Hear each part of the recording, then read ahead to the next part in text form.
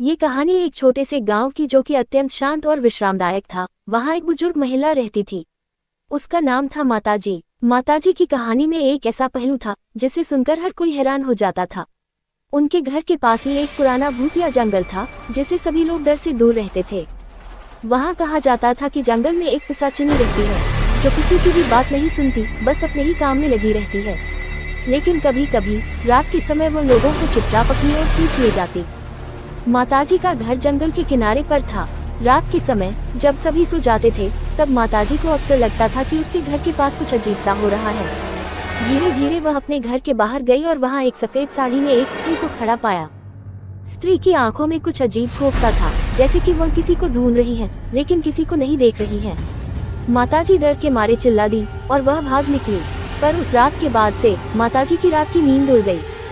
वह रोजाना उसी सफेद साड़ी वाली स्त्री को देखने लगी। धीरे धीरे उसकी उत्सुकता ने उस स्त्री के पीछे जाने का साहस किया। एक दिन माताजी ने निर्णय लिया कि वह स्त्री के पीछे जाएगी और उसकी बातें सुनेगी। जब रात का समय आया तो माताजी ने अपना मन बनाया कि वह स्त्री के पीछे जाएगी। उसने एक लाल चुनरी अपने हाथ में बांधी और अपने घर के बाहर खड़ी हो गई। धीरे धीरे डरते डरते वह स्त्री की ओर बढ़ी, लेकिन जैसे ही वह उस स्त्री के पास पहुंची तभी वहां से गायब हो गई।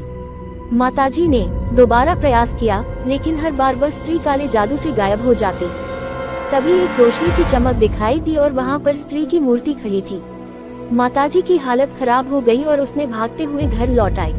अगले कुछ दिनों तक माताजी का जीवन नॉर्मल ही चला, लेकिन फिर भी वह स्त्री के बारे में सोचती रही। एक दिन उसने फिर से निर्णय लिया कि वह स्त्री के पीछे जाएगी, लेकिन इस बार वह तैयार थी। रात का समय आया और माताजी ने अपने घर के बाहर खड़े होकर स्त्री का इंतजार किया। धीरे धीरे स्त्री का सामना हुआ, लेकिन इस बार माताजी ने अपनी हिम्मत नहीं हारी। वह धीरे धीरे स्त्री की ओर बढ़ी। जब वह स्त्री के पास पहुंची तो उसने अपनी आवाज बुलंद की और कहा, कौन हो तुम और तुम्हारा यहाँ क्या काम है? स्त्री ने अपनी आंखें खोली और माताजी की ओर देखते हुए कहा, मुझे मेरे शाप से मुक्ति प्राप्त हो गई है।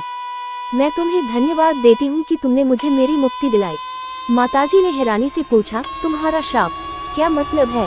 स्त्री ने बताया, मैं एक पिशाचिनी थी जो किसी की भी बात नहीं सुनती थी, लेकिन तुमने मेरी बातें सुनी और मुझे मेरी मुक्ति मिल गई। मुझे यह आत्मबोध हो गया कि मेरी जिंदगी का मकसद केवल डरावना नहीं होना चाहिए। धन्यवाद माताजी। उसके बाद स्त्री ने माताजी को देखते हुए एक आदरणीय मुस्कान दी और गायब हो गई। माताजी ने समझा कि उसने एक बुरी भूत प्रेत से नहीं बल्कि एक दुखी आत्मा से बात की है। वह घर लौटी और खुद को धन्य महसूस करने लगी। उसने समझा कि डरावनी चीजों के पीछे हमेशा कुछ आध्यात्मिक सत्य छिपा होता है।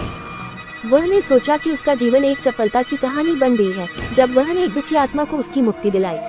इसके बाद से माताजी के घर के पास किसी भी प्रकार का कोई भी अजीबोगरीब घटना नहीं हुई। वह खुश और संतुष्ट रही क्योंकि वह जान चुकी थी कि डरने का कोई कारण नहीं था। उसने एक आत्मा की मदद की जिसकी आवाज को लोग कभी नहीं सुनते थे, और वहां से आगे उस छोटे से गांव में किसी को भी डर महसूस नहीं हुआ। माताजी की कहानी लोगों को सिखाती रही कि हर डर के पीछे कुछ आध्यात्मिक सत्य छिपा होता है और धैर्य और साहस से उसका सामना किया जा सकता है। माताजी ने साबित किया कि ध्यान और समर्पण से हम अपने भयों को पार कर सकते हैं और दुखी आत्माओं को भी सहायता प्रदान कर सकते हैं।